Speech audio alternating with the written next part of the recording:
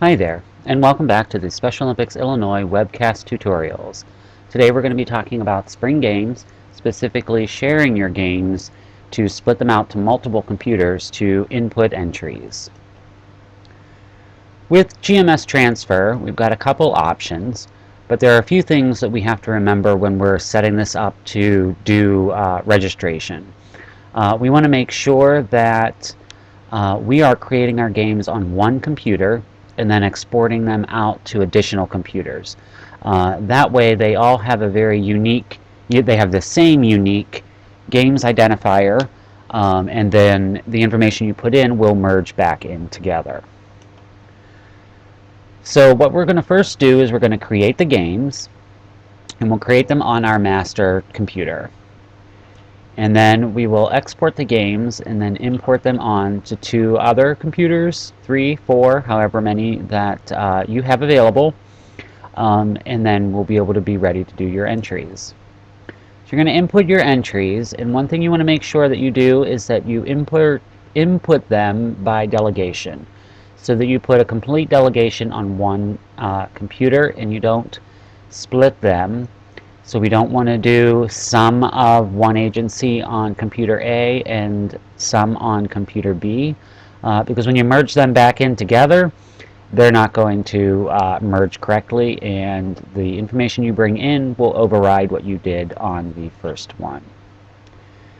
And then what we're going to do once you're done with your registration is you will export the games the same way that you did to begin with, and you're going to bring them back into your main computer. And let's see what that looks like.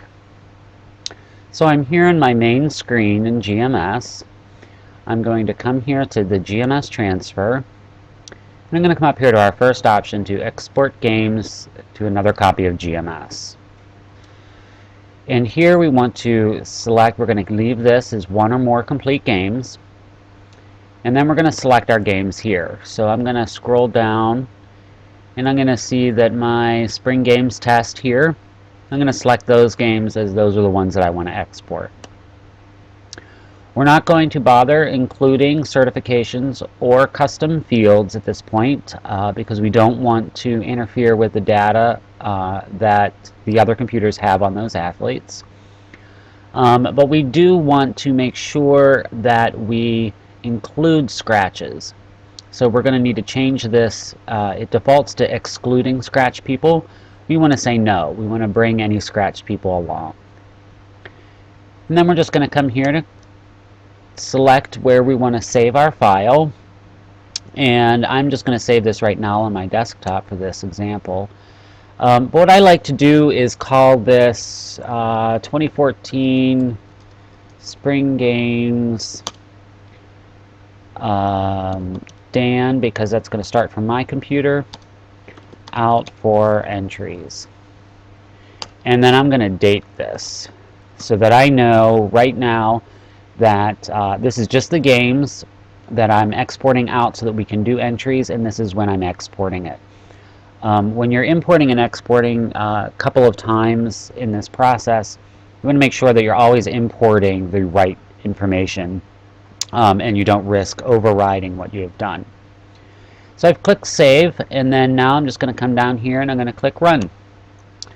And this is going to go through and it's going to export all of my events, all of the delegations that I've put in, any specific information as how I've set up my games.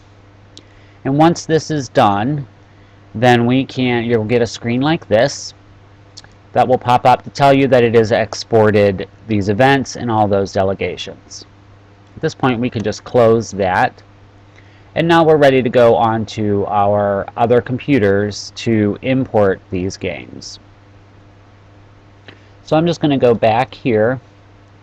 So when you are on your other laptop and you're going to bring those games in, we're going to come right back here to our main screen, and then we're going to come down here to our last option to import data from another copy of GMS. So when I select that, now I'm going to go find that file of where you saved it, if you saved it on a zip drive or if you had emailed it, and where they saved it. So I'm going to select that file and select open. And now this is going to come up with some general information about the games that you're bringing in. It should show here, import these games, and that's the games that I want. We want to import complete games. We get a couple of options here. At this step, because we've not done any entries yet, we are going to import the complete games. Once we are done with registration, then we'll be choosing our import specific delegations. And then again, when we are done with results, we will import just specific events. So right now, for this to get us ready for registration, we're just going to import the complete games. And then we can come down here and we want to make sure excluding alternates. No, we want to include alternates, and we want to include scratched people. I always make these no in every step of the process, just so that we don't risk losing those people at any step along the way. And then once you come here, we're going to go run, and it's going to import those games back into the other copies of GMS that you're going to use. And then once this is done, it will pop up with another report here to show you that it has imported. And then if you close this, and then we'll just go back, and if you come to your list of games, you will now see that that games is in here. And then they can open those games and they can start the registration process. And that is importing and exporting games out to do your entries. And so now we're going to skip ahead a little to you've done all of your registration and you're ready to bring those games back into one copy of GMS. What you're going to do on your additional laptops, so if you remember back to our example, if we were on computers B and C, on each of those you're going to go to the main screen and we're going to export those games just as we did in the beginning. So we are going to select that specific games, and we are going to take the complete games along with us. We also want to make sure that we are including scratched people. I'm going to change that to no, and then we're going to create this file. And again, when you create the file, you'll want to name it computer B, or if it's a fellow staff member's computer, you can name it their computer, entries done maybe, and then the date. That will just help you identify that file. And then you would just go ahead and run that exactly the same way we did prior. And then when you are bringing those games in to your main computer, so that would be computer A in our example, we're going to come down here to transfer importer and open that. We'll find our file. I'm just going to use this one for an example, but here's where we would find the computer B entries done and whatever date.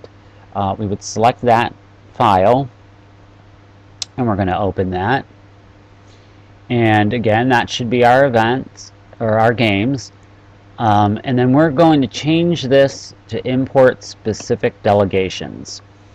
This way it's only going to bring in the delegations that have been entered on that other computer.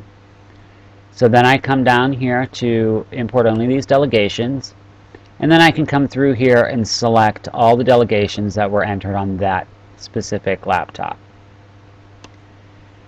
And now I'm going to come back in here again. I am going to change exclude scratched people to no, because we want to include them. And then these are all going to stay the same. We want to bring in any custom field values, existing delegation entrants. This is why we're going to make sure that we're only bringing the ones that were entered on that laptop, and that they were all entered for that delegation on that laptop. Because right now it's going to empty that delegation before importing it.